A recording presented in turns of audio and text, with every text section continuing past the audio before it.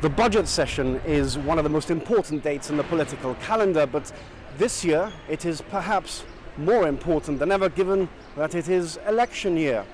And the Chief Minister has described this year's budget as one for those who put their hands out to work, not for those who put their hands out to receive. Inflation stands at 1.8%, lower than the 2.75% annual average.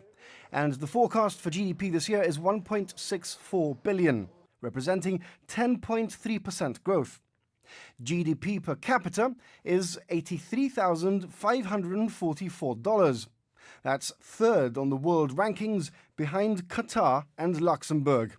Mr. Picardo revealed that unemployment stood at 190, the lowest ever, with average earnings having risen from 23,500 in 2010 to just over 28,000 last year, a 19.8% increase.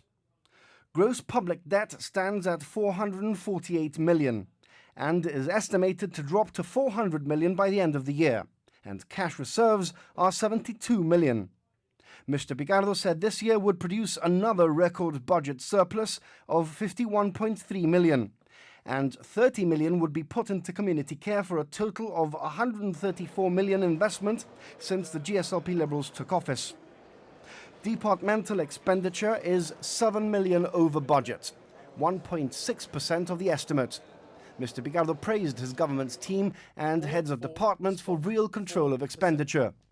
He said the Gibraltar Savings Bank had received more deposits than ever, 1.1 billion in total.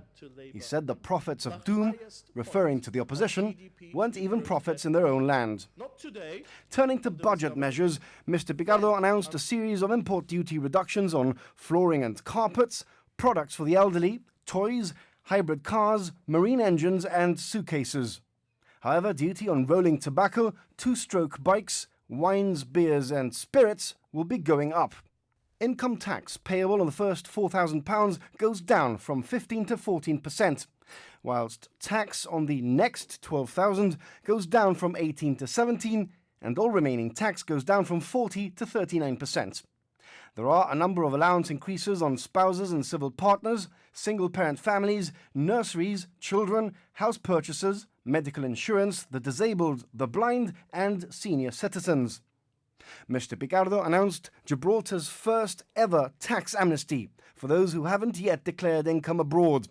However, he said if people didn't declare this interest in the next 6 months, there would be a 100% penalty. He also said there would be a name and shame system for companies who were in tax arrears. The Chief Minister said civil servants and public sector workers would be receiving a pay increase of 2.75% a year, or the rate of inflation, whichever was highest.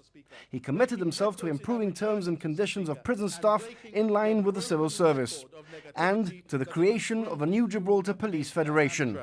And we can show, Mr. Speaker, that we have not cynically held back in previous budgets. We have been generous throughout the 4 years in increasing allowances and deductions, so that no one can reasonably suggest that we are doing so only this year. So, Mr. Speaker, it is therefore, as ever, with both great pride and equal humility in having been allowed by colleagues the honour of presenting once again the fruits of the work of our whole team in the opening address of this debate, that I commend the bill to the House.